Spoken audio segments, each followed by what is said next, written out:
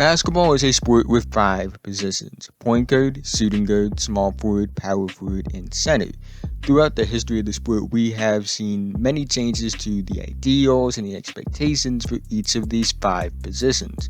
The 2 positions that have seen the most change throughout the history of the sport, in my opinion, however, are the power forward and center position, better known as the big man. These 2 positions have gone from guys that are mainly post-up players or mainly rebounders or maybe mainly even just a shot blocker to guys that can do just about anything. They aren't just post-up players or just shot blockers anymore. They can shoot, they can dribble, they can pass, they can defend multiple positions. Guys like Karl-Anthony Towns, Nikola Jokic, Joel Embiid, Kristaps Porzingis, Jaren Jackson Jr., and Bam Adebayo are a few examples of big men in the NBA that have the skill sets to be considered stars at the big man positions in the modern NBA.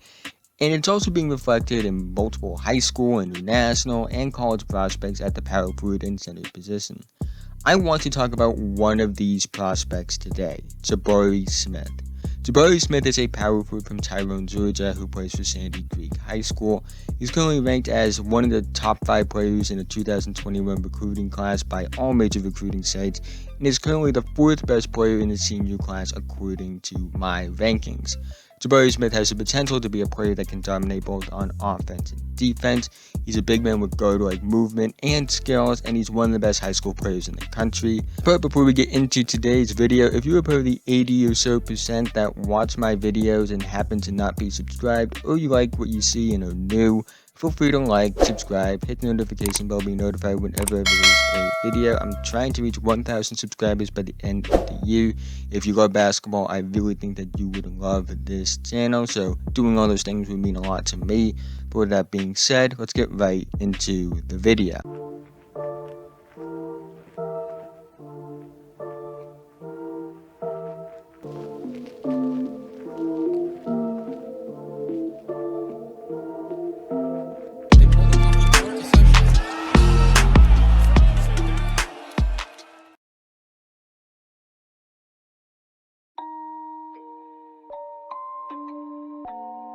To any of the older, die-hard LSU fans who think this name may sound a bit familiar, well, that's because the name is familiar. Jabari Smith's father, Jabari Smith Sr., was a decent player for the LSU Tigers in the late 90s who would spend a few years in the NBA and overseas. So Smith has an athletic bloodline. On top of that, he's the highest rated recruit to commit to play for Auburn in the modern era, higher than Isaac Okoro, who would go on to be a top 5 pick in this year's draft, and Sharif Cooper, who is a highly touted prospect in the 2020 recruiting class. But let's get right into his skill set.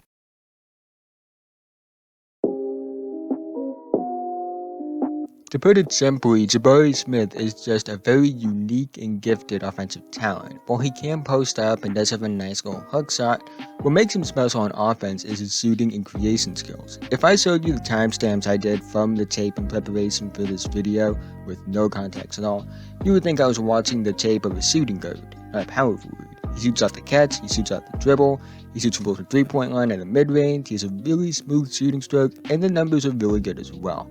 He shot 38% from 3 on 6.8 attempts as a junior this past season, and over 6 games with the U16 USA national team, he shot 36.8% from 3 on 3.2 attempts, and mind you, he did that in 17.8 minutes per game and per 36. That's really close to what he was doing as a junior in high school. He just does things that you don't see from big men often. He's much more of a face-up big than a back-to-the-basket big, to say the least, but considering where the modern NBA is trending towards, I think it's okay. He also has a good handle for a big man as well. He's very capable of bringing the ball up the court if needed. He's not a big that always needs a guard or a wing to bring the ball up the court and feed him in the post. In fact, he really doesn't even play from the post that much, but point still stands. I wouldn't say that he's a great passer yet, but I do think around 65 to 75% of the time he makes the right decision in that regard, which I think is fine for a 17-year-old. Overall on offense, Jabari Smith's skills are more guard and wing-like than they are big man-like. On defense, Jabari Smith has shown signs of someone that can be elite one day, and he has that kind of potential. And the big thing, of course, for me is his shot blocking. I believe he's an elite shot blocker. He has good instincts around the rim. He's shown a capability of being able to recover nicely on blow-bys to block shots as well, and his mere presence on a contest can affect in the shot as well.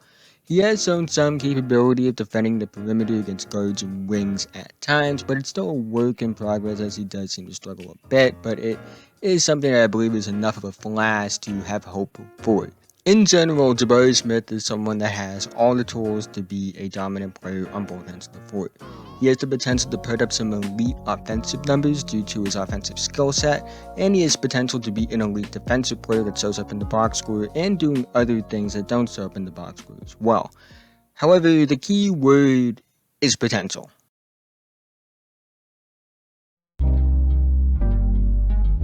No prospect is perfect, and like every other prospect, Jabari Smith does have his weaknesses. First of all, he does not handle physicality and contact that well.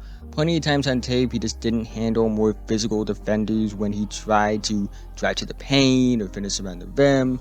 It's something that was very noticeable on film, but I think it will go away as time goes on and he adds more weight and muscle to his frame. He's very physically immature right now, and when his frame fills out, I definitely think that these problems will go away, but they are something that is noticeable on film right now. And I do think that it's something that he will need to address in college, maybe even start addressing now, is adding weight to his frame so he can handle that contact better. Another thing that I noticed when I was watching the tape was he can look a bit disinterested on defense at times, not giving his full effort on contests or shot block attempts. He has been able to get away with this in high school due to the fact that he's able to just contest the shot and affect it at this level. However, once he gets to college and potentially the NBA, he will need to put a bit more effort in. Also, at times, he can settle a bit for jumpers. He doesn't always attack the post that much. It's not like he needs to post up every play or even that much at all, but it would be nice to see him attack the post every once in a while. I would like to see him used a bit more as a PNR action with him rolling to the rim. At times I felt like the defense knew it was going to be a pick and pop whenever he set a screen. And overall, while I do see the tools of a guy that could be dominant on both ends of the floor, I don't always see the player that could be dominant on both ends of the floor. At times he just doesn't stand out on offense despite being one of the biggest dudes on the court at all times. And on defense he can look a bit disinterested at times, like I mentioned earlier. With the physicality thing, that's something that I think will naturally improve as he just naturally grows. And the thing is, other than that, skill-wise, he doesn't have much wrong with him. But the thing is, consistency can be a problem. It's a problem that has occurred with a lot of big men, especially top-ranked big men, entering the league in recent memory. Can they consistently be that dominant player that they have the tools to be? And with Jabari Smith, I don't know if that's necessarily true now.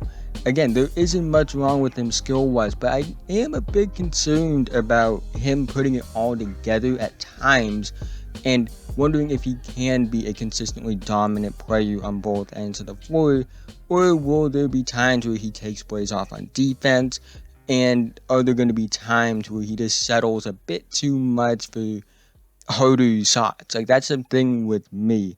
But I do have hope for him, and again, this is just my opinion, and I do have somewhat of a hope that he will put it all together, but it is something that can be a bit concerning.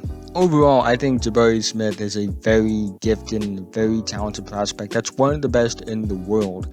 I have concerns about him putting it all together, but that's something that is true with most big man prospects, especially ones with more perimeter-oriented skills. Let's look at Evan Mobley. But other than that, his weaknesses aren't that big of a deal for me. He's only 17, and when he naturally fills out his frame, I do think he will be able to handle contact better, so that's not too much of a concern for me. He definitely looks to have a frame that can reach like 240, 250, so that is encouraging. And I think with good coaching, he will be used more as a PNR rollman and won't settle for jumpers as much.